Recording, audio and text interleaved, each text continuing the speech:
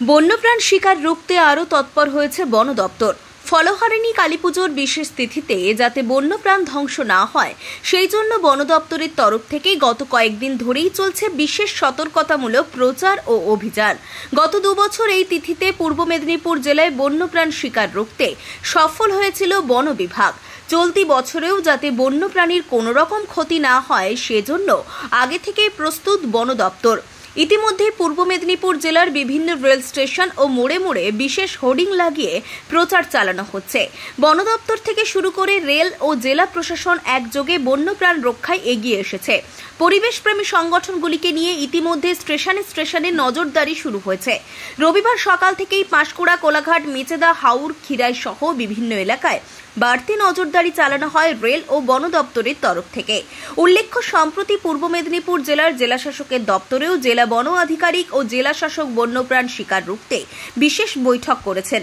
এরপর শুরু হয়েছে বিশেষ এই অভিযান। ইতিমধ্যে 3 থেকে 4টি ট্যাবলো নিয়ে প্রচার চালানো হচ্ছে পাঁশকুড়ার বিভিন্ন এলাকায়।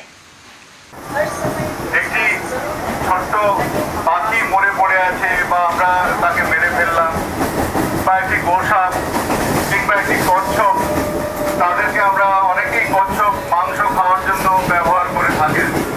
কিন্তু মনে রাখতে হবে যে দপ্তরের পক্ষ থেকে যে প্রচার অভিযান প্রত্যেক বছরই আয়োজন করা হয়ে থাকে, তারই অঙ্গ হিসেবে আজকে আমরা এই প্রচার অভিযানে এসেছি মঠচণ্ডীপুরের পক্ষ থেকে।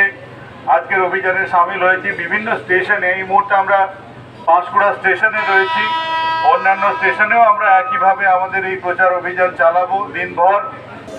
আর কি করি, মানুষেরা তো চারিদিকে গাছপালা, বন জঙ্গল সব সাফ করে দিয়েছে।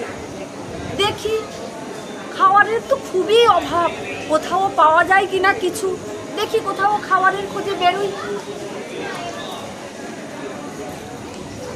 ওই রে বেটি, চল চল, অনেক বেলা হয়ে গেল যে, কাছে পিঠে কোনো শিকার পাই কিনা একটু দেখে আসি চল। আজকে যে সেন্দ্রা পরব, শিকার না করলে কি আর চলে? চল চল চল।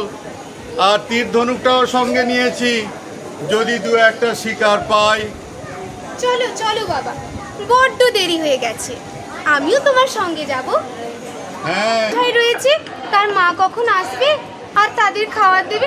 তুমি ওকে মেরো না বাবা, মেরো না। এই তো, যদি না মারতে দিবি, পাখিও যদি না মারতে দিবি, তাহলে আমাদের শিকার উৎসব হবে কেমন করে? কি করে আমরা উৎসব পালন করব বল?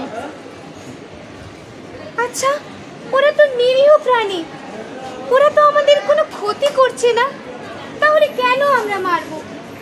এই পৃথিবীতে আমাদের মতো ওদেরও তো বসবাস করার অধিকার রয়েছে বাবা। রঞ্জন মাইতির রিপোর্ট, খবর BCBS।